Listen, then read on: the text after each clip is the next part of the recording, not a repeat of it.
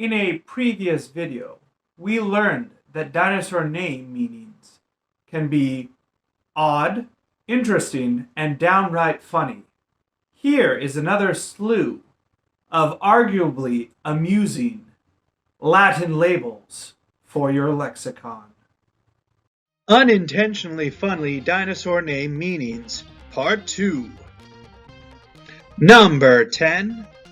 Brontomerus means thunder thigh. This is a possibly dubious sauropod, and it has the largest thigh muscles proportion of any known sauropod. So every picture I was able to find of this looks kind of the same. It's just kicking a raptor or some other dinosaur. It looks like it's doing some sort of dancer size routine. Number 9. Antarctosaurus, which means literally opposite of northern lizard. So that Antarcto could refer to Antarctica, but Antarctica itself specifically means not north or opposite of north. Opposite than Arctos. So like the Arctic, the north. And it's actually not found in Antarctica too. It's from Argentina. So whatever this sauropod is, it's definitely bucking trends. It does the opposite of what the mainstream does. It's definitely a bit of a hipster dinosaur. Number 8. Arapasaurus means big-legged lizard. Ouch, that kind of sounds like a dig. This is actually one of the most completely known sauropods from the early Jurassic, and the reason its name comes from its very big femur discovered first. I just feel like when everyone talks about this dinosaur, he gets very sad. That the only thing anyone ever talks about is how big his legs are. He has a personality too. Number 7. Panphagia, which means all to eat. This is taken from the fact that its teeth suggest that it was an omnivore, so eating both meat and plants. And this was an early dinosaur, a sauropodomorph, and it looks like this dinosaur would have loved something like a golden corral or any other all-you-can-eat buffet. Number 6. Euhelopus. Euhelopus means good marsh foot. This is yet another sauropod. It has longer forelegs than back legs. It was actually the first dinosaur scientifically investigated from China, and now where the name comes is it was discovered by a Swedish, or named by a Swedish paleontologist, and its feet resembled Swedish swamp shoes. So it was originally going to be marsh foot, but there was apparently already like a bird named Helopus, so they had to put the good in front of it.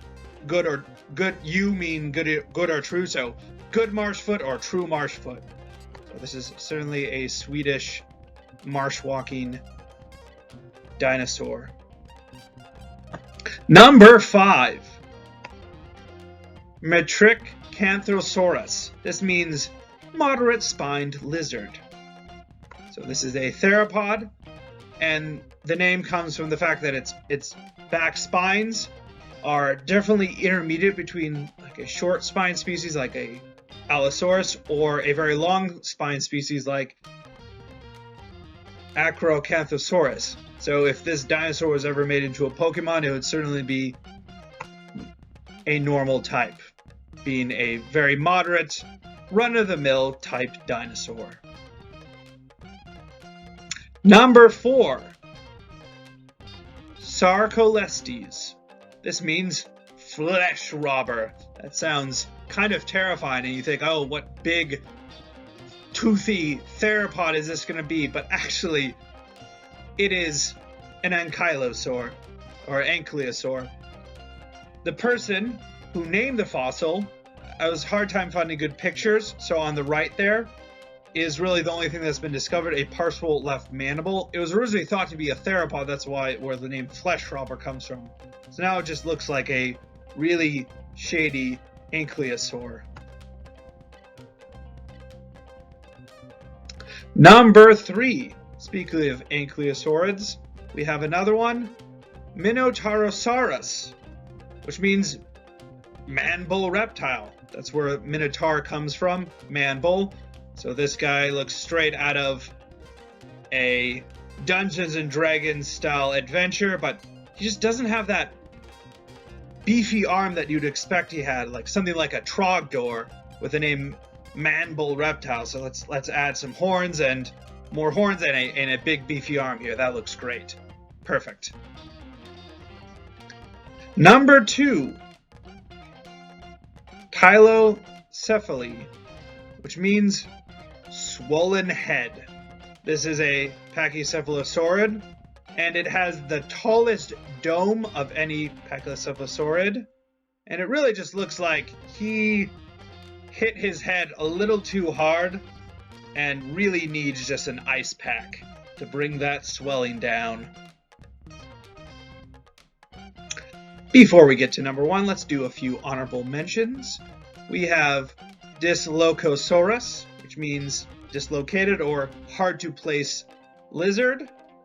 It's a sauropod. There was not a lot of information on location, and actually even might have been a chimera, a mix of more than one species bones, so not a true species, and a possible diplodocid. Then there is Eusnemiasaurus. This means good tibia lizard, so another one of those like good body part lizard. So this is another, I think, sauropodomorph. And then there's Eustreptospondylus, which means good curved vertebrate. So again, that running theme of a good body part. And this was a theropod. All right, on to number 1 for our list today is Aquilops, which means eagle face. This was an early ceratopsian, rather small one, might have been bipedal. Its name comes from its reference to a very beaked snout here. So, looked like an eagle, something like straight out of like a heavy metal album. Eagle, lizard, creature, dragon, probably with flames coming out of its eyes, etc. Well, I hope you found that entertaining. Stay tuned for part 3 sometime in the future. Until then, brace yourselves for awesome.